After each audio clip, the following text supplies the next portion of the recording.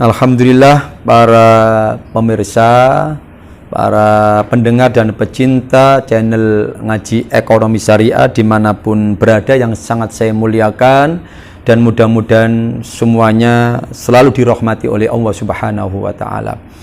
Kita lanjutkan kembali setelah break sejenak terkait dengan pertanyaan dari Mbak Cynthia tadi. Ya, saya lanjutkan.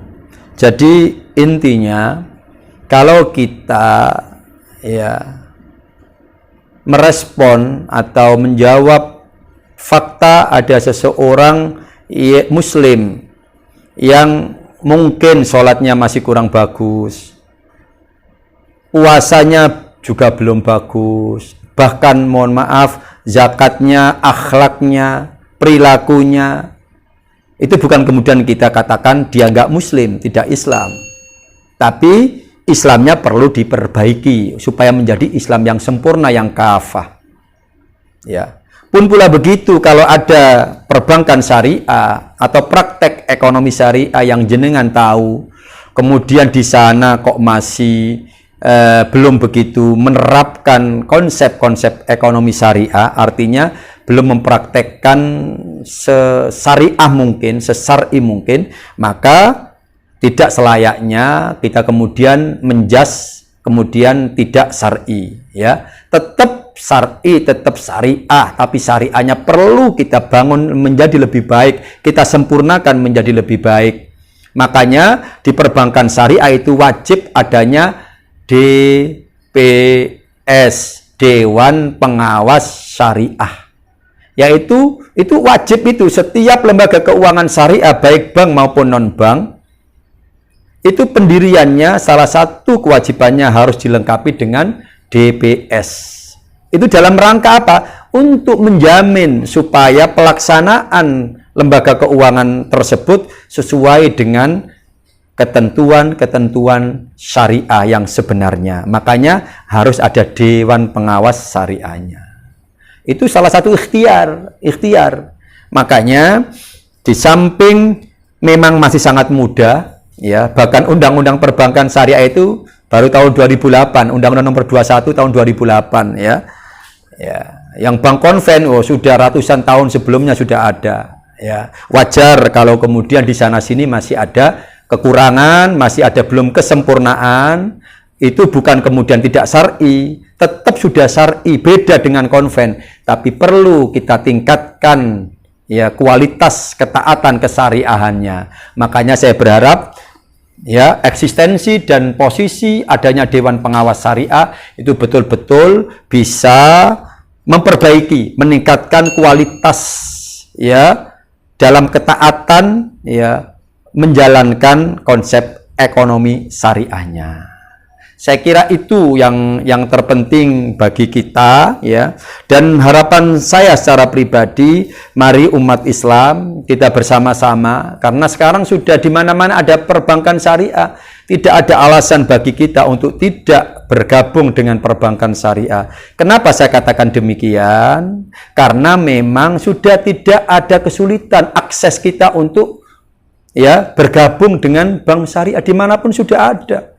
Bank-bank pemerintah sudah ada BNI Konven, ada BNI Syariah, ada Mandiri Konven, ada Mandiri Syariah, ada BTN Konven, ada BTN Syariah, ada BRI Konven, ada BRI Syariah. Walaupun, ya, sejak bulan Mei kemarin, ya, April kemarin sudah melebur menjadi satu bank, yaitu namanya BSI, Bank Syariah Indonesia. Itu adalah peleburan mergernya, yaitu 3 bank yang semula BRI Syariah, yang semula BNI Syariah, yang semula Mandiri Syariah, bergabung menjadi satu, menjadi BSI, Bank Syariah Indonesia, yaitu Bank Syariah Indonesia dari kumpulan 3 bank tersebut.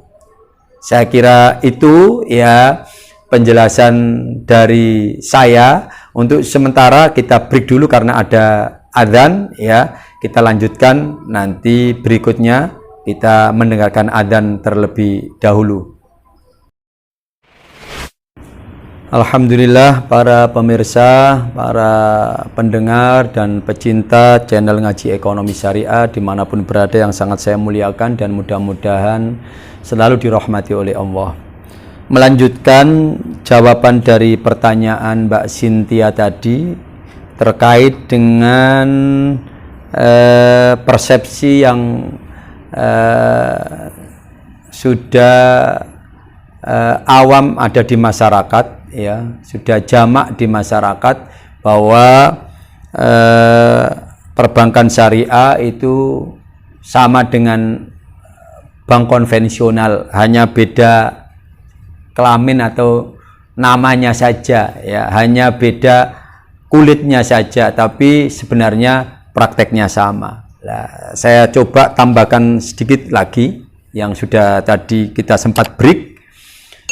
Sekali lagi tidak sama ya, memang tidak sama ya, akadnya beda ya, keberadaan anasirnya di konven tidak ada DBS, di syariah ada kelengkapan Dewan Pengawas Syariah. Nah, cuma kadangkala memang tidak salah persepsi itu muncul mungkin dari mereka beliau-beliau yang selama ini tidak concern ya untuk betul-betul belajar dan mendalami konsep ekonomi syariah ya. Sama Islam kita ini, kalau hanya Islam secara formalitas ya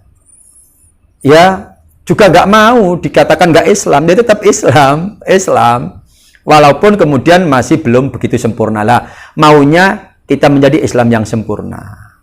Tapi beda, bukan kemudian dia tidak muslim, tetap muslim. Pun pula begitu perbankan syariah ini juga begitu, jangan dikatakan sama dengan konven, beda walaupun di sana sini masih ada kekurangan dan ketidaksempurnaan. Lah itu tugas kita sebagai umat Islam khususnya. Siapa lagi yang bisa mengembangkan dan membanggakan ekonomi syariah, perbankan syariah kalau bukan kita umat-umat Islam. Makanya dalam 5 tahun terakhir ini ekonomi syariah luar biasa ya, luar biasa perkembangannya. Termasuk para peminat ya, para pemerhati ya. Ini termasuk saya tahu sendiri karena saya ngajar ya, selama ini di Universitas Islam Negeri Sunan Ampel Surabaya. Saya salah satu dosen di Fakultas Ekonomi dan Bisnis Islam, tepatnya di Prodi Ekonomi Syariah. Ini luar biasa. Hampir 5 tahun ini ya, nomor 1 peminat terbanyak mahasiswa UIN Sunan Ampel adalah dari ekonomi syariah ya. Nah, kalau ini betul-betul SDM-nya luar biasa terpenuhi, kualitasnya bagus, kedepannya ini akan berkembang dengan baik. Yang tadi kurang sempurna ya, yang dengan istilah tadi orang umum mengatakan hanya bedanya dengan konven itu sebenarnya nggak adanya, beda nama saja, itu nanti akan terbukti memang beda-beda betul. Memang sekarang lagi menuju kesempurnaan, menuju ke perbaikan. Nanti kalau SDM-nya bertambah baik, jumlah terpenuhi, para pelaku-pelaku di lembaga keuangan syariah ini sudah bagus ya, dengan terbukti sekarang mahasiswanya sudah banyak, luar biasa. Ini nanti ke depan akan menjadi lebih baik. Dan sekali lagi tidak sama dengan perbankan konvensional. Sekali lagi tidak sama, kurang sempurna, kurang baik, iya, dan itulah tugas kita untuk memperbaiki dan menyempurnakan menjadi lebih baik dan lebih sempurna ke depannya dengan mempersiapkan SDM yang bagus ya, dengan concern belajar yang sungguh-sungguh dan yang mendalam ya, sehingga kelak ya perbankan syariah atau konsep ekonomi syariah ini betul-betul menjadi konsep yang lebih baik, lebih sempurna dibandingkan yang sekarang. Sehingga masyarakat akan tahu perbedaan fundamental dan perbedaan yang sejatinya antara konven dengan yang konsep syariah.